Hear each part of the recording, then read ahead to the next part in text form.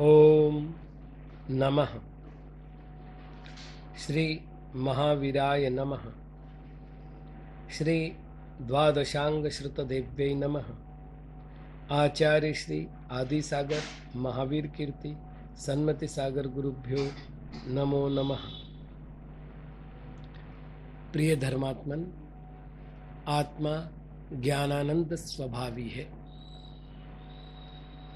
उसे छोड़कर पर पदार्थ के प्रति मन में किंचिन मात्र भी आकर्षण उत्पन्न होने लगे, पर के लक्ष्य से आत्मा में रागादिक भाव उत्पन्न होने लगे, तो उनसे आत्मा का अहित ही होता है। उस अहित का परिहार करने के लिए आचार्यों ने आकिंचन्य धर्म की उपासना करने का उपदेश दिया है। सिद्ध के समान स्वकीय चैतन्यमयी शुद्धात्मा का आश्रय लेकर समस्त पर द्रव्यों से और पर भावों से विविक्त होने को आकिंचन्य धर्म कहते हैं। उसी आकिंचन्य धर्म की साधना करने के लिए आज हम उसकी पूजा कर रहे हैं। अतः आज उसी श्रेष्ठ धर्म का गुणानुवाद किया जा रहा है। आचार्य श्री कुंद कुंद जी महाराज ने धर्म के लक्षण को लक्षित करते समय लिखा है, हो नयनिगन निस्संगो नियभावम निगहित स्वदुहदम निद्दंदेन दुवट्टदि अणयारो तस् अकिंचन्नम। बारसाणुविक्खा गाथा 79। अर्थात जो साधु निस्संग होकर सुख दुख देने वाले निज भाव का निग्रह करके निर्द्वंद्वता पूर्वक वर्तन करता है, उसके आकिंचन्य धर्म होता है। शब्द शास्त्रानुसार अकिंचन विशेषणात्मक शब्द है। नास्ति किंचन यस्य सह, इस व्युत्पत्ति के अनुसार जिसके पास कुछ भी नहीं हो उसे अकिंचन कहते हैं। इस विशेषण का मुख्य अर्थ निर्धन है। अकिंचन शब्द के साथ क्षय प्रत्यय करने पर आकिंचन्य शब्द बनता है। अकिंचनस्य भावः कर्म वा किंचन्यम। इस व्युत्पत्ति के अनुसार अकिंचन के भाव अथवा कर्म को आकिंचन्य कहते हैं। यद्यपि शब्द शास्त्र के अनुसार आकिंचन्य का अर्थ अतिशय निर्धन होता है, तथापि आगम के अनुसार इसका अर्थ है ममत्वहीन। इसे स्पष्ट करते हुए आचार्य श्री पूज्यपाद जी महाराज ने लिखा है कि उपात्तेष्वपि शरीरादिषु संस्कारापोहाय ममेदमित्यभिसंधि निवृत्तिराकिंचन्यम। सर्वार सिद्धि 9वां अध्याय 6वां सूत्र। अर्थात एक क्षेत्रावगाही शरीर आदि जो परिग्रह है, उनमें संस्कार और राग आदि की निवृत्ति के लिए यह मेरा है, इस प्रकार के अभिप्राय का त्याग करने को आकिंचन्य कहते हैं। अर्थात नहीं और किंचन अर्थात कुछ भी परिग्रह मेरा नहीं है, इस भाव से संपन्न होने को आकिंचन्य धर्म कहते हैं। यह धर्म जीव को निस्संग और निश्चिंत बनाता है। संपन्नता होते हुए भी उसमें मूर्छा का नहीं होना आकिंचन्य है। छोड़ना और ग्रहण करना, इनका तथ्य समझ में आ जाए तो त्याग और आकिंचन्य को समझा जा सकता है।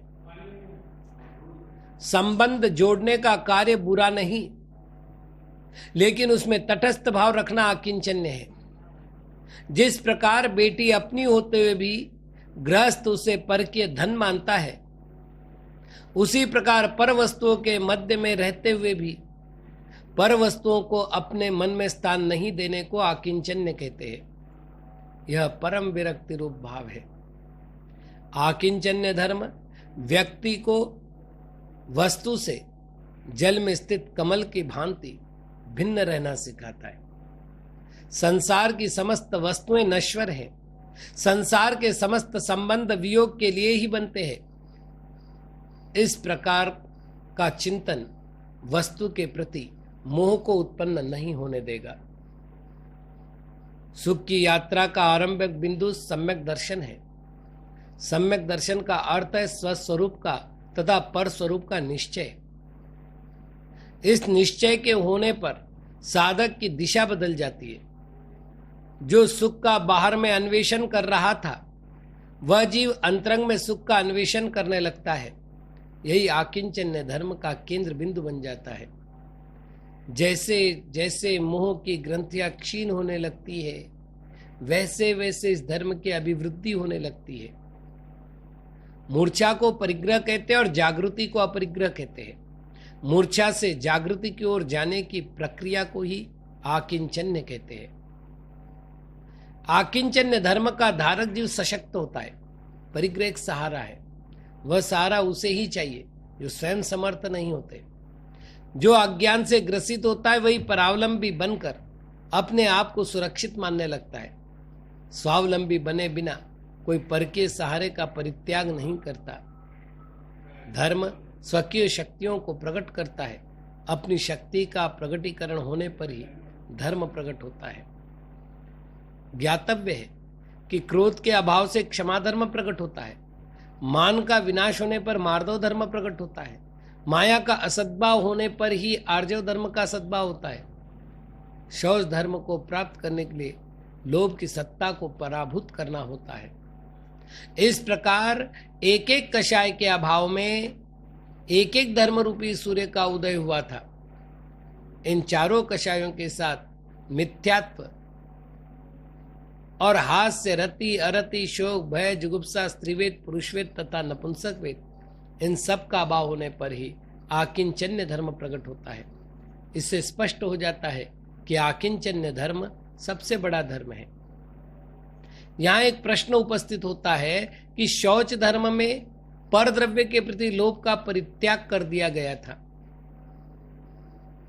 आकिंचन्य धर्म में भी उसी का त्याग करने की प्रेरणा दी जा रही है। ऐसी स्थिति में दोनों में क्या अंतर रह पाएगा?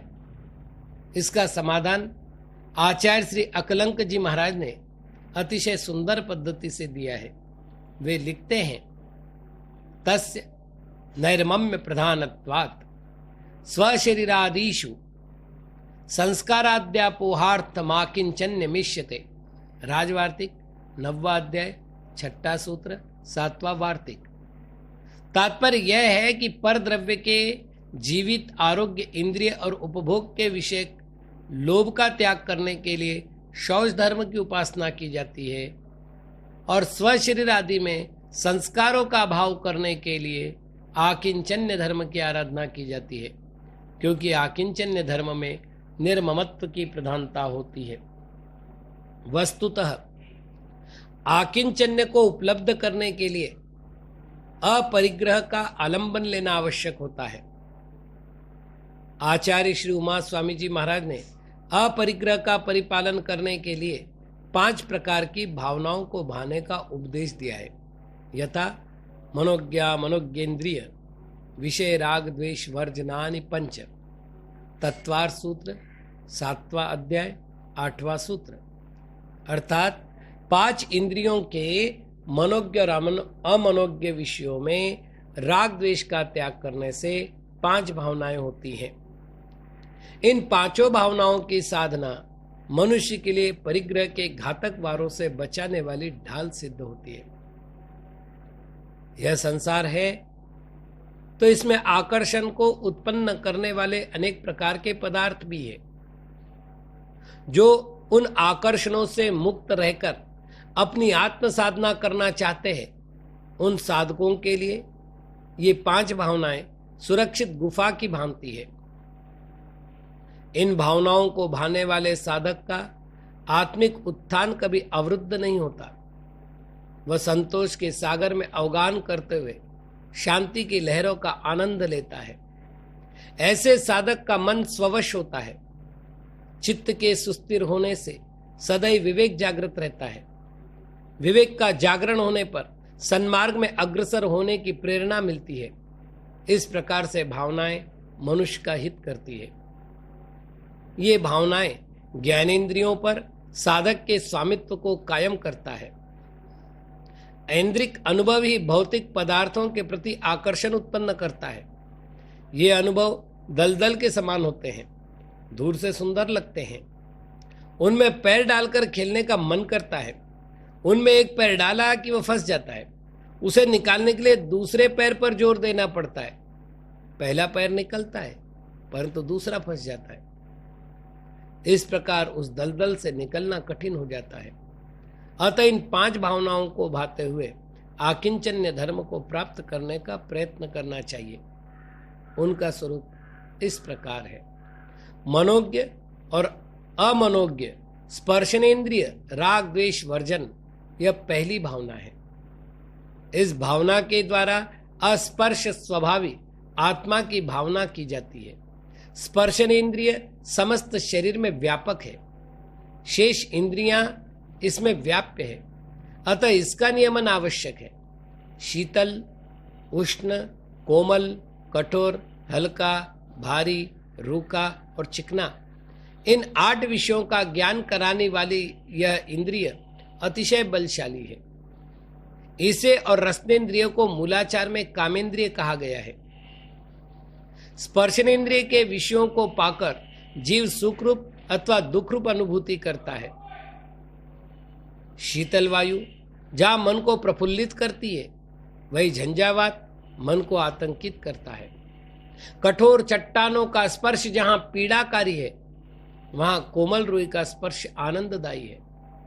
शीत, उष्ण आदि परिशयों पर विजय प्राप्त करने के लिए तत्पर रहने वाले साधक परिशयों के कारणों से विचलित नहीं होते। सुखकर स्पर्श की अभिलाषा उनके मन को स्पर्श भी नहीं करती। वातावरण में रहते हुए जिस प्रकार का स्पर्श प्राप्त होता है, उसके वे ज्ञाता दृष्टा बने रहते हैं। समत्व भाव से वे उसका स्वागत करते हैं। उसमें राग द्वेष रूप वैभाविक भावों को करके वे अपनी साधना को म्लान नहीं करते। स्पर्श के कारण से होने वाली चंचलता और अधीरता को वे उत्पन्न नहीं होने देते। निरंतर चैतन्यामृत का पान करने में तत्पर रहते हैं।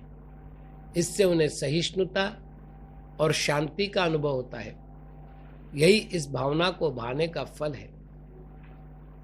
मनोज्ञ और अमनोज्ञ रसनेन्द्रिय राग द्वेष वर्जन, यह दूसरी भावना है। आत्मा में मधुर, आम्ल, कटुक, तिक्त और कसैला रस नहीं है। यही कारण है कि आत्मा अरस है।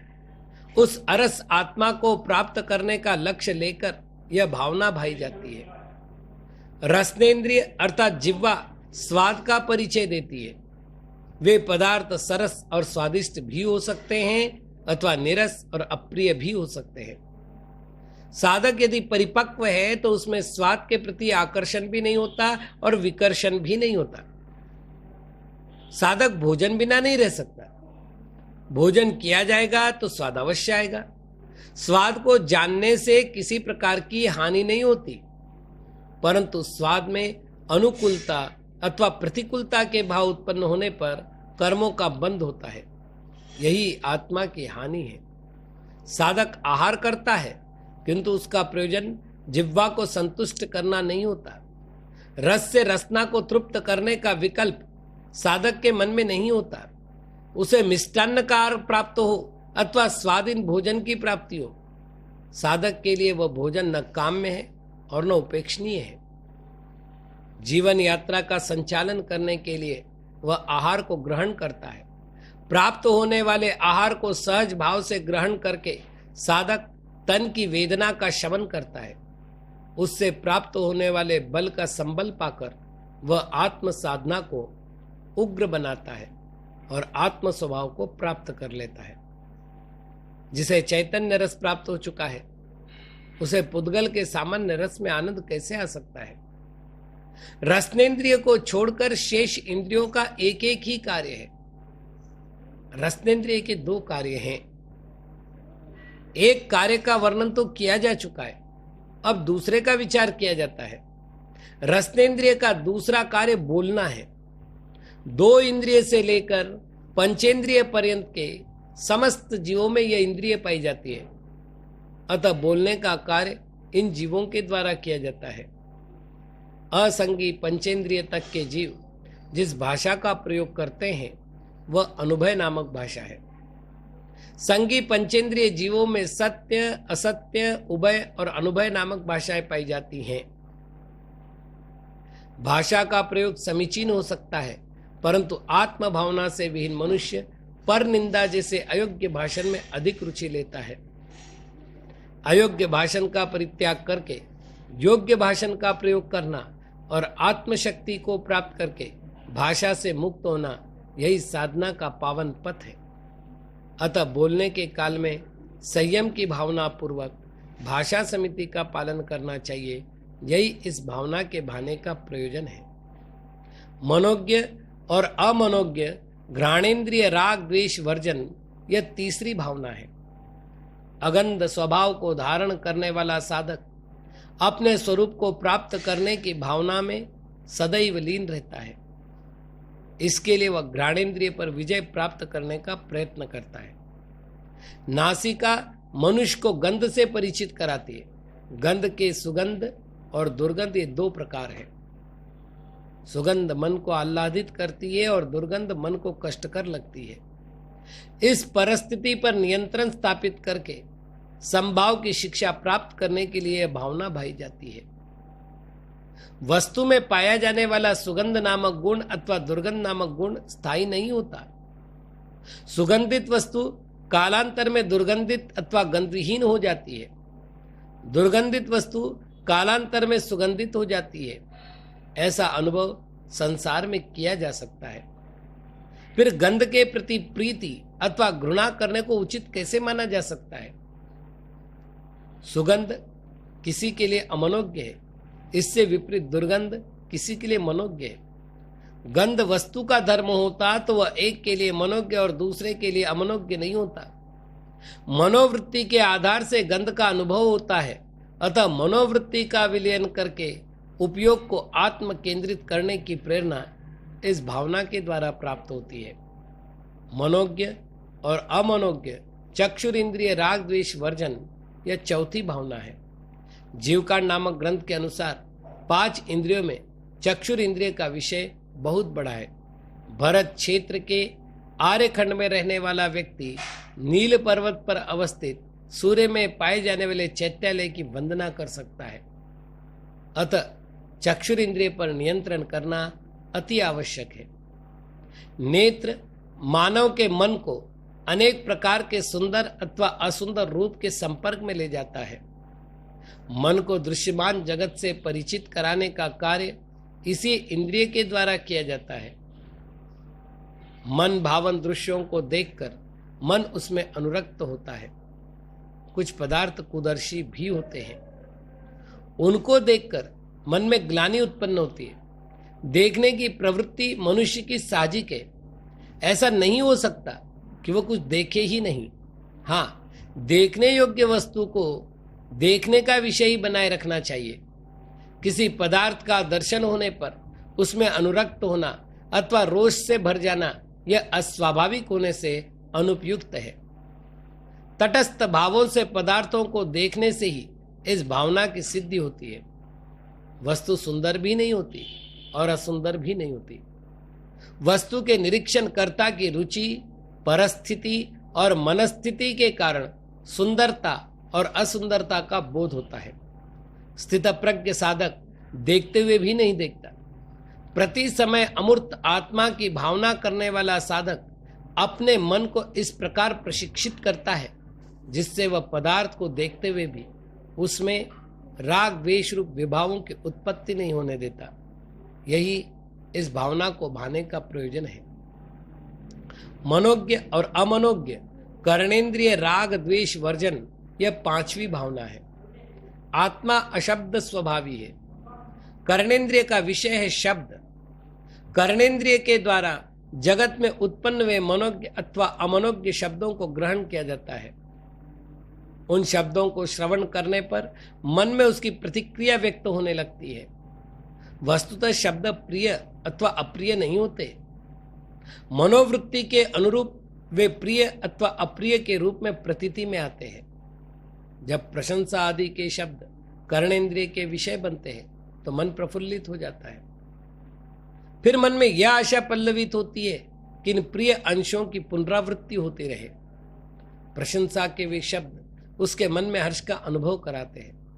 रुचि के अनुरूप संगीत की लहरियां, वाद्यों की झनकार, पक्षियों का कलरव आदि सुनाई देने पर मन में हर्ष की अनुभूति होती है।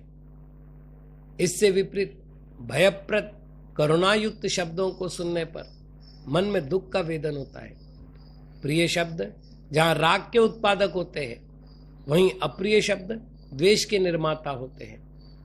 वातावरण का सहयोग पाकर शब्द कर्णेंद्रिय के संपर्क में आते हैं और आएंगे भी।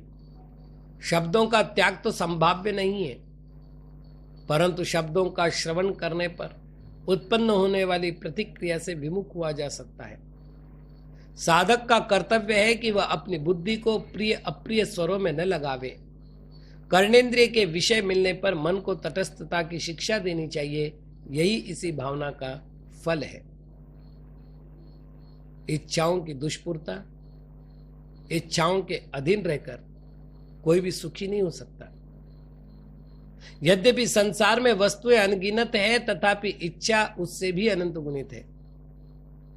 इच्छा आकाश के समान अनंत है। समस्त जीवों की समस्त इच्छाओं को पूर्ण करना कठिन नहीं, अपितु असंभव है। जहां जहां इच्छा है, वहां वहां दुख है। अतः दुख मुक्ति के लिए इच्छा मुक्ति अपरिहार्य है। इच्छा मुक्ति के लिए आकिंचन धर्म की आवश्यकता है। मनुष्य वस्तुओं का स्वामी नहीं है। वस्तुओं का लाभ अथवा अलाभ तत्समवर्ती कर्मों के उदय पर अवलंबित है। मनुष्य केवल अपनी इच्छाओं का स्वामी है। अतः वस्तुओं का लाभ सुख का अथवा वस्तुओं का अलाभ दुख का कारण नहीं है।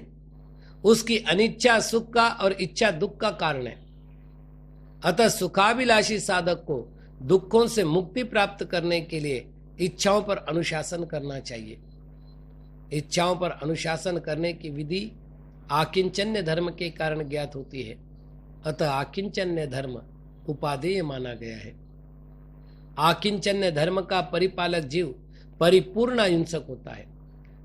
पदार्थ जड़ हो अथवा चेतन, उसे अपने अधीन बनाकर रखने की इच्छा को ही हिंसा जानना चाहिए। परिग्रह हिंसा का ही रूप है। परिग्रह और अहिंसा में परस्पर विरोध है। अतः अहिंसक बनने के लिए आकिंचन धर्म का परिपालन करना आवश्यक है। जिस प्रकार भौरा द्रुम पुष्पों से रस को ग्रहण करके अपना जीवन का निर्वाह करता है, वह पुष्पों के विनाश का उद्यम भी नहीं करता और स्वयं को तृप्त भी कर लेता है। उसी प्रकार आकिंचन्य धर्म का आराधक जीव अपने जीवन का संचालन करने के लिए प्रकृति से अपने योग्य पदार्थों को सहज भाव से ग्रहण करता है। विविध आलंबनों को ग्रहण करते हुए भी वह प्रकृति का दोहन, शोषण और विनाश नहीं करता। उसकी यही अलौकिक वृत्ति भ्रामरी वृत्ति कहलाती है।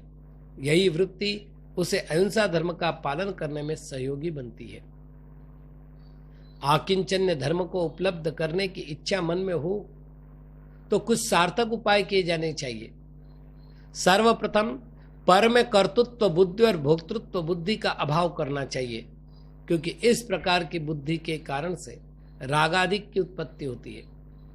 उसके प्रति ज्ञाता दृष्टा बने रहने का अभ्यास करना चाहिए। विवेक से आवश्यकता और आसक्ति के मध्यवर्ती अंतर को जानकर आसक्ति को दूर करना चाहिए और आवश्यकताओं को घटाने का प्रामाणिक प्रयत्न करना चाहिए। स्वयं को प्राप्त होने वाले बाह्य वैभव अथवा पदों को कर्मों का विलास जानना चाहिए। उनको आत्मा से अधिक महत्व नहीं देना चाहिए। प्राप्त वैभव का पर के हित के लिए विनियोग करना चाहिए। अपने को प्राप्त वैभव का स्वामी नहीं अपितु भंडारी समझना चाहिए।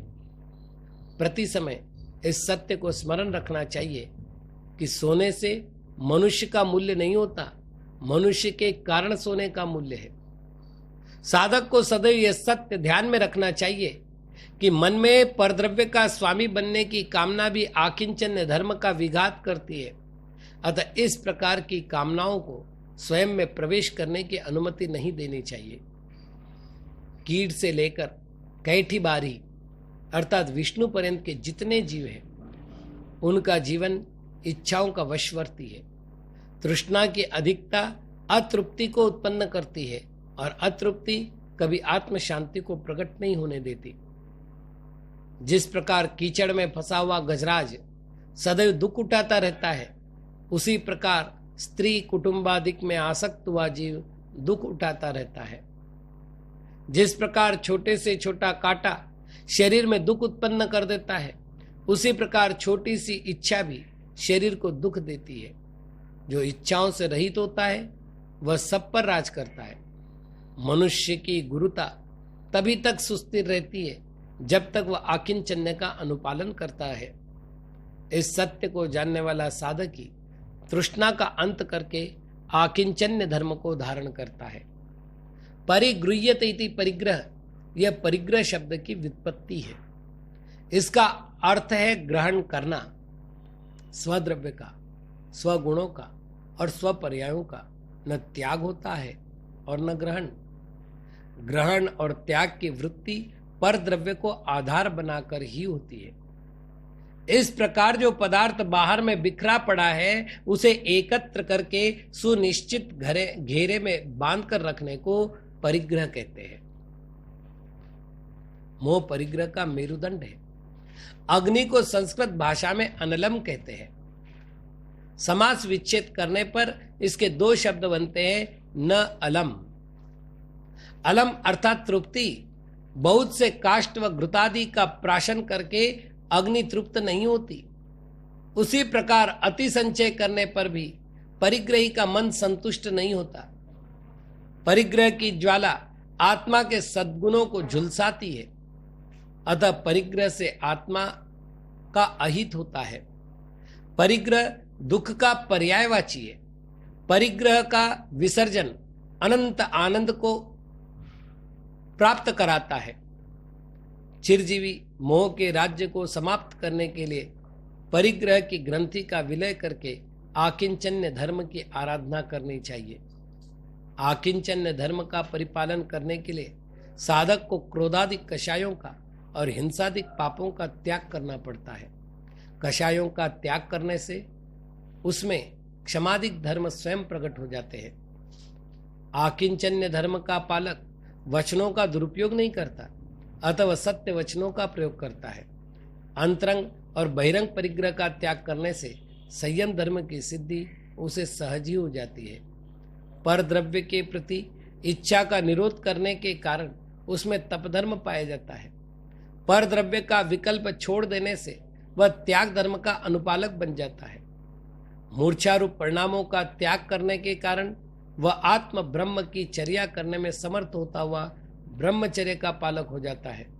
इस प्रकार आकिंचन्य धर्म की परिपालना करने वाला व्यक्ति भेदनय से दसों धर्मों का परिपालक बन जाता है। अतः यह धर्म साधक के लिए परम उपादेय होता है। आचार्य श्री गुणभद्र जी महाराज ने लिखा है कि आकिंचनो हमित्यास्व त्रैलोक्याधिपतिर भवेः योगी गम्यम तव प्रोक्तम रहस्यम परमात्मन आत्मानुशासन, पद्य क्रमांक 110। अर्थात हे भव्य, तुम मेरा कुछ भी नहीं है ऐसी भावना के साथ में स्थित रहो। ऐसा होने पर तुम तीन लोक के स्वामी हो जाओगे। तुम्हें परमात्मा का रहस्य बतला दिया गया है। यह रहस्य केवल योगियों के द्वारा ही जाना जा सकता है।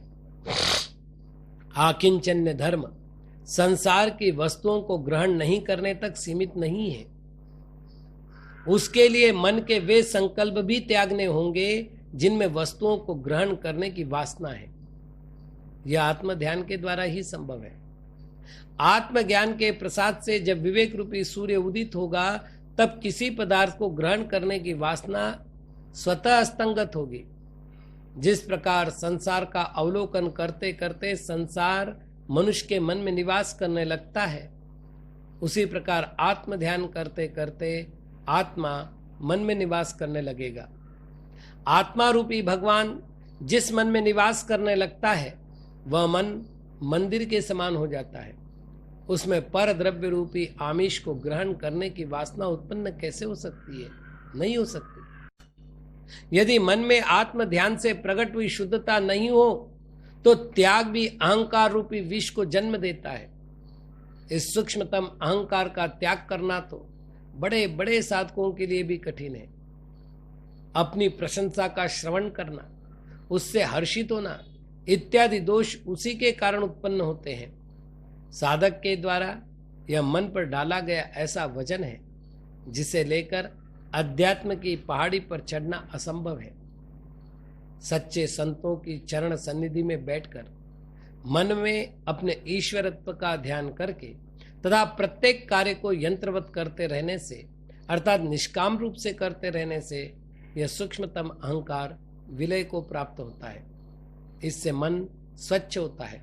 सत प्रणिधान के द्वारा ही सच्चे अर्थों में आकिंचन्य धर्म की उपासना की जा सकती है। साधक को यह जान लेना आवश्यक है कि जीवन में यद्यपि उपभोग्य वस्तुओं की आवश्यकता है, फिर भी अनैतिक रूप से उनका उपभोग नहीं करना, अप्राप्य वस्तुओं के कारण मन को संतप्त नहीं होने देना तथा प्राप्त विषयों में ममत्व का परिहार करना इत्यादि रूप से जिस संयमित भावनाओं की आवश्यकता हुआ करती है, उसे आकिंचन्य धर्म के द्वारा ही प्राप्त किया जा सकता है। आवश्यकता और आसक्ति के मध्य में स्थापित भेद रेखा के द्वारा ही इस धर्म का परिपालन करना सुगम हो जाता है। आवश्यक का उपभोग और आसक्ति का परित्याग करते हुए क्रमशः समस्त परद्रव्यों से और परभावों से विविक तत्व को स्वीकार करना ही सुखी जीवन का आधार है। यह रहस्य आकिंचन्य के रहस्य को जान लेने पर ही समझ में आ सकता है। यही कारण है कि साधक के लिए आकिंचन्य धर्म सर्वतोमुखेन वरेण्य है।